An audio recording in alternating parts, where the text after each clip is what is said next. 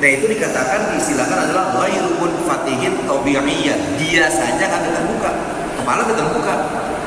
Maksudnya kalau seandainya kepala dalam kondisi luka, diobatin di atas kepala. Allahumma salli wa sallim ala sayyidina Muhammadin wa ala ali sayyidina Muhammad.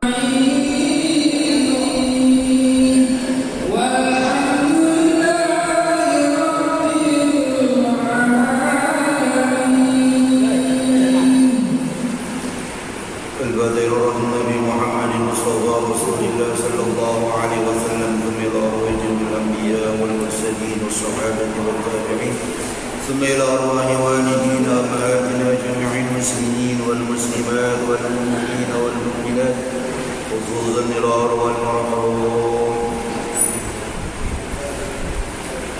أن الله الكريم غشاهم بالرحمة والمغفرة وإلى حضرة النبي محمد مصطفى رسول الله صلى الله عليه وسلم كرام الفاتحة.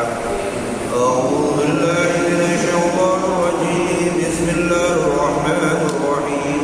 الحمد لله رب العالمين الرحمن الرحيم مالك يوم الدين إياك نعبد وإياك نستعين اهدنا الصراط المستقيم صراط الذين أنعمت عليهم غير المغضوب عليهم ولا الضالين.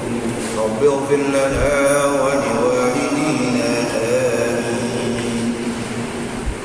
بسم الله الرحمن الرحيم. الحمد لله رب العالمين والصلاة والسلام على أشرف الأنبياء والمرسلين سيدنا محمد وعلى آله وصحبه أجمعين. أما بعد، وقال المصنف رحمه الله أدام النفع به وبكم في الدارين آمين. قال اللهم ألهمنا علما ننفع به أوامرك ونواهيك وارزقنا فهما نعلم به كيف نناجيك يا أرحم الراحمين. اللهم ارزقنا فهم النبيين وحفظ المرسلين وإلهام الملائكة المقربين برحمتك يا أرحم الراحمين.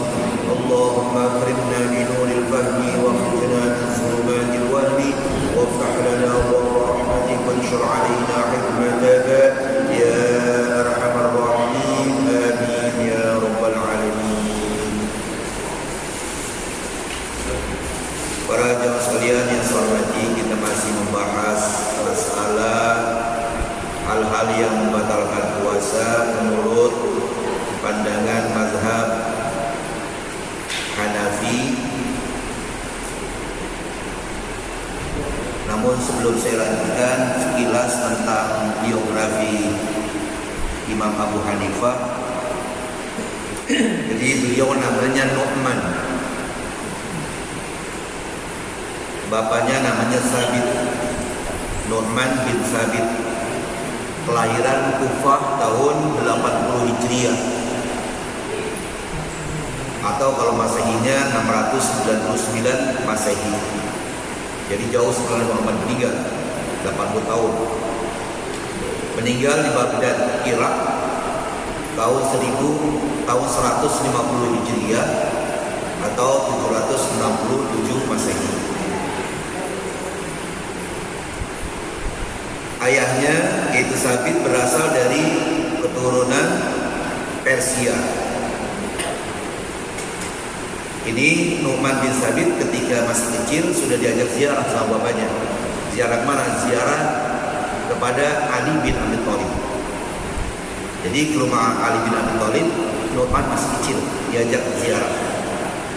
Orang baik ya, ajak anaknya ziarah ke rumah orang baik. Nah kemudian Ali bin Abi Thalib mendoakan Nu'man kecil, ya, keturunan apa namanya? Doanya adalah agar dari keturunan Sabit ini ada yang menjadi ahli agama. Ternyata doa Ali bin Abi Thalib itu dikabulkan oleh Allah SWT. Ya, ternyata bila Nu'man sudah dewasa, ya sudah tua, beliau adalah seorang ahli mujtahid, ahli ijtihad, ya, orang yang alim. Nah, gelar Abu Hanifah ini diberikan kepada Nu'man bin Sabit karena ia seorang yang bersungguh-sungguh dalam beribadah. Karena kata Hanif itu Hanifah muslimah wa ma ana minal musyrikin.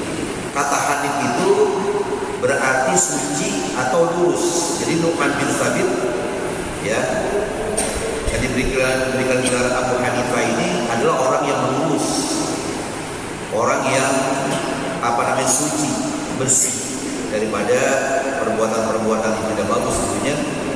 Nah, setelah menjadi ulama mujtahid, dia pun dipanggil dengan sebutan Imam Abu Hanifah. Jadi nggak pernah disebut namanya Nu'man, ya.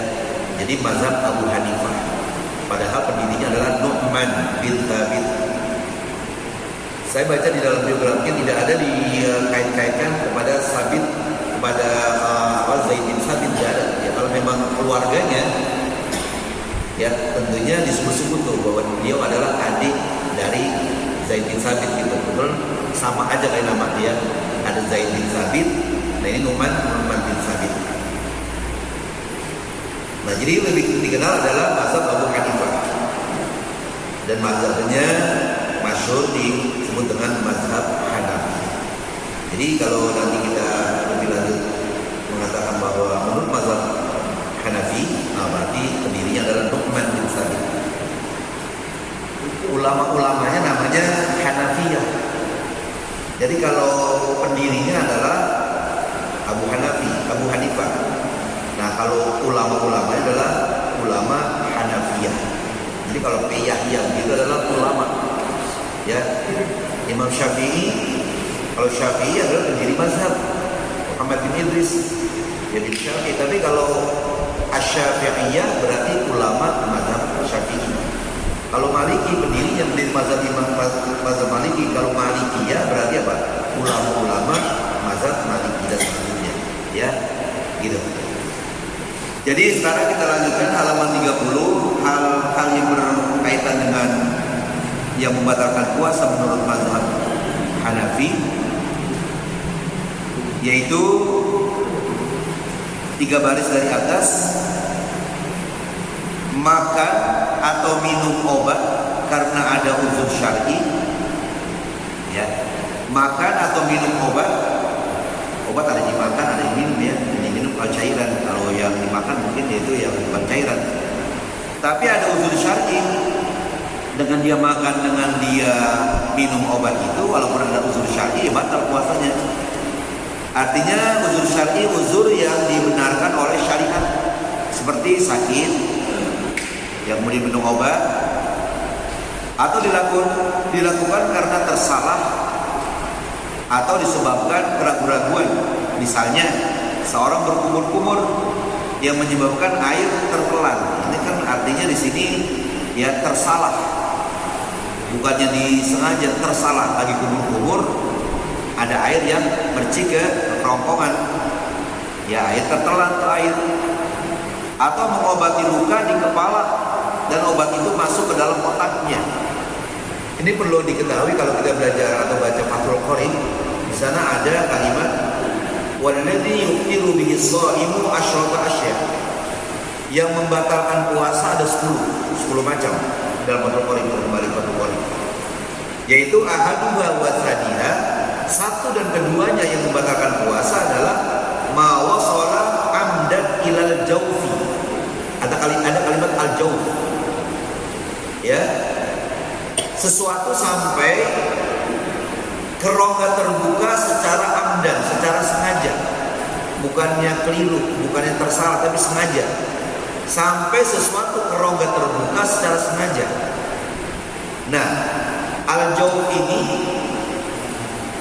disyarahkan itu al-munfatih, yang terbuka. Nah, seperti awairul munfatih kal usuli min mahmud matin ila roksi, atau anggota yang tidak terbuka seperti sampainya luka, ya sampainya itu obat, ya dia pada kepala karena ada luka yang tembus ke dalam otak. Jadi ulama fikih itu mengatakan bahwa al-jawf itu anggota yang terbuka itu ada 5. Yang pertama ar-ra'su, yang kedua al-batnu. Ar-ra'su kepala, al-batnu perut. Kemudian yang kedua batinul udhunain, bagian dalam 2 telinga. Kemudian ad-dubur, ya, yaitu bagian belakang, dan yang kelima adalah al-qubul, bagian depan. Kalau sesuatu dengan sengaja dimasukkan ke salah satu yang 5 ini maka batal puasa. Nah, sekarang kita lihat, kalau 2 lubang kuping jelas terbuka, kubul terbuka, dubur terbuka, tapi kepala sama perut, nah itu dikatakan, diistilahkan adalah ghairu munfatihin tabi'iyyah. Biasanya akan terbuka, kepala terbuka. Maksudnya kalau seandainya kepala dalam kondisi luka, diobatin di atas kepala, kemudian obatnya itu mengalir ke otak, batal puasa. Ya kalau umpamanya kepala kita benjutnya dikit gitu, kita kasih obat gak apa-apa, benjut, tahu gak benjut? Ya, itu benjut gitu.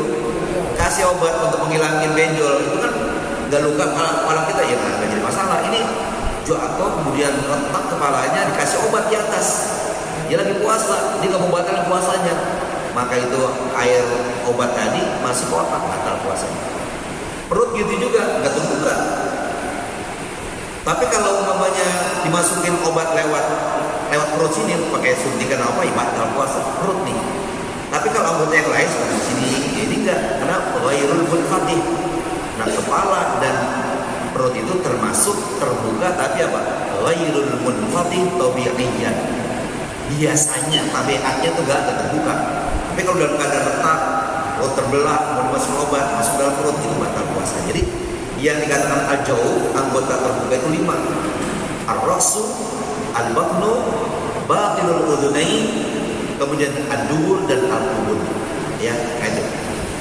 Jadi itu kalau kita kembali ke Fathul Qorib, ya, ada di sana. Nah, jadi di sini dikatakan misalnya seseorang berkumur-kumur yang menyebabkan air tertelan atau mengobati luka di kepala dan obat itu masuk ke dalam otaknya, atau mengobati suatu penyakit di perut, lalu ketika mengobati obatnya masuk ke dalam perut, nah itu batal puasanya.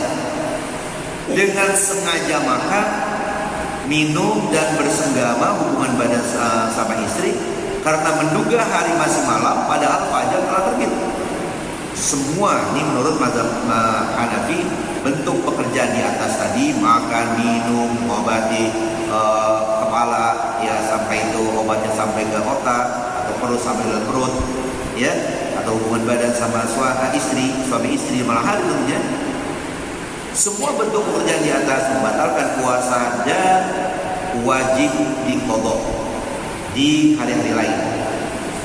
Akan tetapi apabila seseorang makan atau bersenggama sebelum fajar, kemudian fajar terbit dan ia segera menghentikan senggamanya atau membuang makanannya, lagi makan lupa dia kan, ingat dibuang cepat-cepat. Ya lagi hubungan badan, dia lagi puasa, sedang berhubungan, datang waktu fajar, cepat-cepat diselesaikan, dia dihentikan, maka dikatakan di sini, atau membuang makanan yang masih ada di mulutnya, maka puasanya tidak batal. Kenapa? Cepat-cepat. Tadi lagi makan, dibuang, asalkan sisa makanan juga harus bersih. Kalau masih ada sedikit kemudian ditelan itu batal juga. Ya, nggak ada istilah kau tanggung. Ya, nggak ada tuh. Kalau tanggung batal udah. Nah, jadi di situ semua yang tadi disebutkan adalah membatalkan puasa. Ya, membatalkan puasa. Itu yang kedua ya, yang kedua. Kemudian yang ketiga, menyalurkan nafsu seksual secara tidak sempurna. Apa maksudnya? Tidak sempurna di sini. Seperti dia adakan hubungan badan dengan mayat, umpamanya, ya, lagi bulan puasa istrinya meninggal, ya, lagi bulan puasa meninggal, istrinya meninggal.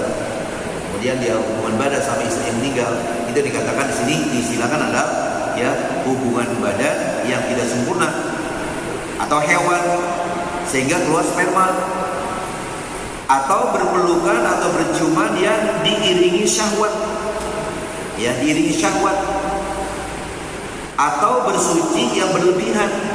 Kita umpamanya di sebuah air besar itu istinjanya berlebihan, ya berlebihan. Yang dikatakan berlebihan itu mengakibatkan nanti bisa air masuk lewat dubur kita. Nah makanya kita di dalam istinja itu kita yakin aja deh, ya kita udah percaya nih sama bagian ini nih, ya yang kerja nih, oh ini udah bersih. Jangan sampai ke dalam air kita buang, ini gerigi kita masuk ke dalam tubuh kita, itu bisa nanti air lewat sini masuk ke dalam, ya kan? Nah makanya ada yang namanya hukna, ada yang namanya takdir. Kalau hukna itu mau gini, ada kapas kita kasih obat, ya kita kasih obat. Kemudian maaf kita kena dubur kita lagi sakit, ambil tuh ya, iya itu kapas dikasih obat, ditaruh di luar dubur, ya maka itu obat itu akan masuk ke dalam dubur, itu namanya hukna, itu nggak boleh. Lagi puasa nggak boleh kita sumpel lubang dubur kita dengan kapas, sementara kapasnya ada obat. Itu namanya hukna. Sementara kalau kita taruh di kemauan kita, ya di kumpul kita ada kapas atau katakanlah korek apa tuh kuping, iya nanti apa namanya button kasih obat merah, ya balong kita gatal kita taruh di lubangnya, itu batal puasa. Itu namanya takdir. Jadi kalau dubur namanya hukna, kalau kemaluan dubur kumpul kita namanya takdir. Itu nanti obat bisa masuk. Nah oleh karena itu maka ya jangan dilakukan hal itu. Nah jadi dikatakan di sini ya berlebihan, bersuci yang berlebihan, ya, dan memasukkan jari ke dalam dubur atau kemaluan wanita itu juga membatalkan puasa. Semua membatalkan puasa dan wajib mengqadhanya. Ya, wajib mengqadhanya itu semua dilakukan dalam keadaan sadar. Tidak ada ya dalam keadaan lupa, ya, tidak disebutkan dalam keadaan lupa, tapi dalam keadaan sadar semua. Itu semua menurut mazhab Hanafi wajib qadha saja. Wajib diganti dengan puasa saja. Berapa hari selama yang ditinggalkan. Nah, berikutnya adalah hal-hal yang membatalkan puasa yang berakibat kepada kewajiban mengqadha sekaligus membayar kafarah. Ya, kafarah itu dendaan. Menurut ulama mazhab Hanafi, menurut ulama mazhab Hanafiyah terdiri atas yang pertama mengkonsumsi makanan pokok atau yang semakna dengan makanan pokok. Kalau kita makanan pokok kita itu beras atau mungkin ada satu jagung yang semakna dengan itu makanan pokok. Ya, ini kan mengkonsumsi makanan pokok menurut kebiasaan setiap orang tanpa ada uzur, tanpa ada alasan yang dibolehkan oleh syarat, misalnya makan, minum, berokok.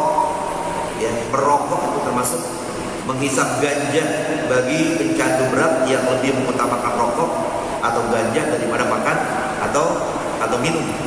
Ini merokok yang orang itu sudah kayaknya udah kebangetan. Jadi dia kayaknya lebih tahan kagak makan kagak minum daripada kagak ngerokok di siang hari. Ya, gitu. Dia lebih tahan kagak makan daripada kagak ngerokok. Nah kemudian di bulan puasa orang semacam itu dengan sadar dia bisa merokok, udah ketahan banget. Maka nanti ya dia bukan hanya qadha saja, qadha dan kafar. Qadha juga dibayar denda juga. Makan makanan yang menjadi kebiasaan kita, makan pokok, merokok atau menghisap ganja yang sudah merupakan pokok buat dia, itu juga kalau dilakukan di bulan puasa, maka dia nanti wajib qadha dan wajib membayar kafarah. Dan sejenisnya, maka puasa batal, pelakunya wajib qadha puasanya sekaligus membayar kafarah. Ya, membayar kafarah atau kafarah. Apa alasannya kok sampai dua? Udah wajib qadha juga bayar kafarah. Alasan mereka di ulama mazhab Hanafi ini dalam menetapkan kewajiban qadha sekaligus kafarah dalam kasus-kasus ini adalah karena hal tersebut jelas-jelas dan telah membatalkan puasa. Dia makan pokok, kemudian dia menghisap rokok, ya secara sengaja itu membatalkan puasa, maka wajib qadha. Ya, untuk itu wajib mengqadhanya pada hari lain. Sedangkan ia dikenai kafarah karena orang yang membatalkan puasanya ini telah dengan sengaja dan sadar melanggar kehormatan bulan suci Ramadan. Itu alasannya. Kalau alasan qadha ya karena dibatalkan puasanya secara sadar. Bayar kafarah karena dia melanggar kehormatan kesucian bulan Ramadan. Kan bulan Ramadan bulan suci. Ya, tapi dia tidak menghargai kesucian bulan Ramadan, makanya kena kafarah. Ya, karena denda. Menurut mereka ilat artinya sebab. Ilat pembebanan kafarat ini karena pelanggaran terhadap kehormatan bulan puasa, itu ilatnya. Kenapa dia wajib juga bayar kafarat selain qadha? Ilatnya, sebabnya karena dia melanggar kehormatan bulan suci Ramadan. Ilat seperti ini sebagaimana berlaku bagi orang yang melakukan senggama di siang hari Ramadan, juga berlaku bagi orang yang dengan sengaja dan sadar membatalkan puasanya tanpa alasan yang dibenarkan syarat. Jadi ulama mazhab Hanafi ini menyamakan, mengkiaskan orang yang membatalkan puasanya dengan sadar dia makan makanan pokok atau rokok yang memang sudah merupakan hal yang sangat dibutuhkan buat dia, ya, itu dikiaskan dengan orang yang hubungan badan di siang hari Ramadan. Kalau orang yang membatalkan puasanya karena hubungan badan di siang hari Ramadan itu kan dia harus yang pertama memerdekakan budak kalau ada. Kalau nggak ada berpuasa 2 bulan berturut-turut. Kalau nggak ada juga memberikan makan 60 orang fakir atau miskin. Jadi kalau memang ulama Hanafi ini menyamakan orang yang makan siang hari secara sadar, ya kafaratnya kayak begitu. Nah dia mengkiaskan begitu, ya menganalogikan kayak orang yang membatalkan puasa karena hubungan badan di siang hari, ya. Nah jadi dikatakan di situ juga berlaku bagi orang yang dengan sengaja dan sadar membatalkan puasanya tanpa alasan yang dibenarkan oleh syarat. Jika orang yang melakukan melakukan senggama di siang hari bulan Ramadan dikenai kewajiban qada dan kafarat, maka orang yang dengan sengaja dan sadar membatalkan puasanya juga harus dikenai hukuman serupa. Jadi keras ini hukuman menurut ya mazhab Hanafi, menurut ulama mazhab Hanafi, ya bagi orang yang dengan sadar tidak ada unsur syar'i dia batalkan puasa dengan cara makan minum, bisa makan dengan orang yang hubungan badan suami istri di siang hari bulan Ramadan, ya. Ya baik. Kemudian berikutnya mewajibkan orang mengqadha dan sekaligus kafarah ketika dia batalkan puasanya, menyalurkan nafsu seksual secara sempurna melalui senggama yang tidak sempurna suami istri pada kemaluan wanita hidup atau guburnya, artinya depan dan atau belakang. Hukum ini berlaku sama bagi laki-laki dan wanita yang melakukan perbuatan tersebut. Ya jelas kalau bagi wanita, kalau seandainya dia melakukan hubungan badan, nggak bisa membayar dengan puasa 2 bulan berturut-turut. Kenapa? Karena kalau perempuan pasti, yang pasti aja dalam sebulan dia menstruasi. Kalau laki-laki bisa. Nah, ketika itu perempuan pilihannya yang pertama, dia melahirkan budak. Kalau nggak bisa, langsung memberikan makan 60 orang fakir miskin. Jadi nggak ada tahapan kedua. Kalau laki-laki mereka budak dulu kalau ada, kalau nggak ada baru puasa 2 bulan berturut-turut. Nggak mampu baru memberikan makan 60 orang fakir miskin. Nah, kalau perempuan pilihan kedua nggak ada. Kenapa? Karena dia pasti menstruasi dalam setiap bulannya. Ya. Nah jadi dikatakan begitu. Jadi hukum ini berlaku sama bagi laki-laki dan wanita yang melakukan perbuatan tersebut, sekalipun dalam hubungan itu tidak keluar sperma. Jadi bukan masalah keluar dan tidaknya, tapi apa? Masalah hubungannya. Alasannya adalah hadis tentang kisah seorang Arab yang menyenggamai istrinya di siang hari bulan Ramadan. Rasulullah SAW ketika itu menyuruh laki-laki itu membayar kafarah, yaitu memerdekakan budak yang pertama. Kalau nggak ada, ya kemudian puasa 2 bulan berturut-turut. Kalau nggak mampu, memberikan makan 60 orang miskin. Ini kejadian pada zaman Rasul. Yang kita lihat hadisnya. Haddatsana Abu Yaman, akhbarana Shu'aibun an Zuhri qala, ya, akhbarani Humaid bin Abdurrahman anna Abu Hurairah radhiyallahu anhu qala. Jadi perawi yang pertama adalah Abu Hurairah. Abu Hurairah cerita kepada Abdurrahman bin Humaid, ya terus ya. Nah, ceritanya adalah bainama nahnu julusun inda Nabi sallallahu alaihi wasallam, kata Abu Hurairah. Ketika kami sedang duduk bersama Nabi. Ini cerita Abu Hurairah. Jadi waktu itu banyak selain Abu Hurairah banyak sahabat yang lain. Karena pakai bainama nahnu. Ketika kami sedang duduk bersama Nabi. Irja'al rajul, tiba-tiba datang seorang laki-laki.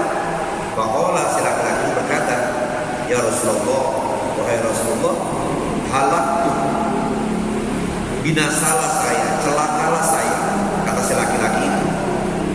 Nabi Muhammad kaget. Qala, kata Nabi Muhammad, "Malaka, ada apa dengan kamu sehingga kamu mengatakan saya celaka, saya binasa?" Qala, jawab si laki-laki tadi, "Waqa'tu ala imra'ati wa ana sha'im." Saya telah berhubungan badan kepada istri saya padahal saya lagi puasa. Itulah kata si laki-laki. Maka Rasulullah SAW, kemudian Rasulullah ya menjawab atau menjelaskan, hal tajidu raqabatan tu'tiquha, kamu punya budak enggak yang bisa kamu merdekakan tuh budak? Qala, kata si laki-laki, enggak punya ya Rasulullah. Ya, karena enggak punya, Rasulullah berikan tawarannya berikutnya, bahal tastati'u an tasuma syahraini mutatabi'ain, mampu enggak kamu puasa 2 bulan berturut-turut?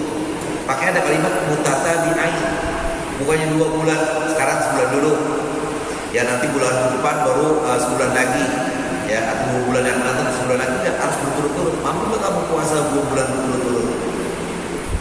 Mungkin si laki-laki ini jangan 2 bulan, ya sebulan aja udah gak mampu. Ini buktinya apa? Ngelakuin ya larangan di siang hari Ramadan. Faqala, kata dia, lah gak mampu ya Rasulullah. Faqala fahal tajidu it'ama sittina miskinan? Kamu mampu enggak memberikan makan 60 orang fakir atau orang 60 orang miskin? Dia qala la mampu ya Rasulullah. Nah, rupanya dia orang enggak punya nih, orang susah juga enggak mampu ya. Maka kata Nabi sallallahu alaihi wasallam, maka Nabi Muhammad sebentar diam dah. Ya. Disuruh mereka juga punya budak, puasa 2 bulan betul kagak mampu. Berikan makan 60 orang paling miskin kagak kuat, ya, kagak ada dananya. Nabi Muhammad diam sejenak. Fa bainama nahnu ala zalika, ketika kami masih dalam keadaan seperti itu, Nabi Muhammad diam dan juga kami diam, kata Abu Hurairah. Ya, kemudian apa? Utiyat Nabi sallallahu alaihi wasallam bi'araqin fiha tamarun. Nabi Muhammad dibawain, dan disebutin ini yang bawain korma. Nabi Muhammad dibawain atau dibawakan sekeranjang, dan keranjang itu isinya korma. Sekeranjang isinya korma dibawain Nabi Muhammad. Bukan Nabi Muhammad yang mengeluarkan, tapi ada dibawain dikasih Nabi Muhammad. Ya, wal araqu al miktar. Qala aina sa'il bin Nabi Muhammad terima itu korma, sekeranjang korma. Nabi Muhammad bertanya, mana tadi yang nanya tuh? Ya, yang nanya tentang dia batal puasa di siang hari kena hubungan badan, bagaimana cara penyelesaiannya? Qala ana, kata laki-laki saya Rasulullah. Berarti waktu itu banyak sahabat, kalau hanya Abu Hurairah sama dia aja nggak pakai nanya mana tuh, mana sa'il, mana orang yang tadi nanya, aina sa'il, mana yang tadi nanya. Ya karena tahu ini Abu Hurairah ini yang tadi nanya, ini berarti banyak ya orang sahabat-sahabat. Kata Rasulullah, qala khudha fatasaddaq bihi, ambil nih sekeranjang korma, kamu sedekahkan sekeranjang korma kepada fakir miskin. Apa jawaban si laki-laki? Faqala rajul, kata si laki-laki, a'ala afqara minni. Apakah ada orang yang lebih fakir ya Rasulullah dibandingkan saya? Kalau ini korma kau suruh berikan pada fakir miskin, di sini memang ada orang yang lebih fakir dibandingkan saya. Jadi fakir banget gini. Dengan kalian yang Rasul nggak ada yang lebih fakir di sini selain saya. Dan kalau saya berikan orang sana, kayaan dia sama saya. Makanya dikatakan a'ala afqara minni. Apakah ada orang yang lebih fakir dibandingkan saya ya Rasulullah? Wallahu demi Allah, kata laki-laki itu, ma baina labataiha yuridu al-harrataini ahlu baitin afqaru min ahli baiti. Tidak ada orang yang tinggal di antara dua perbatasan. Yang dimaksud dua perbatasan adalah apa? Yaitu yuridu al-harratain, antara dua padang pasir, yang ahli baitnya, yang keluarganya yang lebih fakir daripada saya nggak ada selain saya. Dari sini ke sana nggak ada lebih fakir dibanding saya. Kalau laki-laki itu, dan karena laki-laki ngomong gitu, fadhika Nabi sallallahu alaihi wasallam, Rasul tersenyum, Nabi Muhammad tertawa, hatta badat adiyahu, sampai kelihatan gigi serinya. Itu tandanya Nabi Muhammad maaf. Coba kalau kita bilang kerangan sih kamu, orang ingat ya, gitu. Kalau kebahasan orang kerangan kamu, memang tahu fakir pakai udah tahan diri, ya udah ini nggak mampu, itu nggak mampu, dikasih korma sekeranjang korma buat fakir miskin, dia lebih, kamu yang lebih miskin.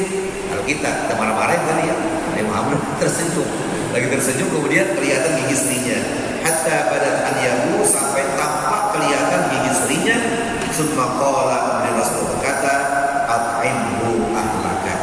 Udah, ini sekeranjang korma kasih makan keluarga muda kalau kamu nggak mampu. Ya, nah itu kata Rasulullah Sallallahu Alaihi Wasallam. Jadi itulah tentang cerita orang yang hubungan badan di siang Ramadan. Dia adalah orang yang wajib mengqadha puasanya dan bayar kafarah. Ya, nah, gitu. Kalau nggak mampu maka bayar kafarah, yaitu dengan cara seperti tersebut di atas tadi. Masih ada 10 menit ya, kita sampai di sini dulu, nanti kita lanjutkan, yaitu adapun hal-hal yang tidak membatalkan puasa, insyaallah nanti ya. Ya.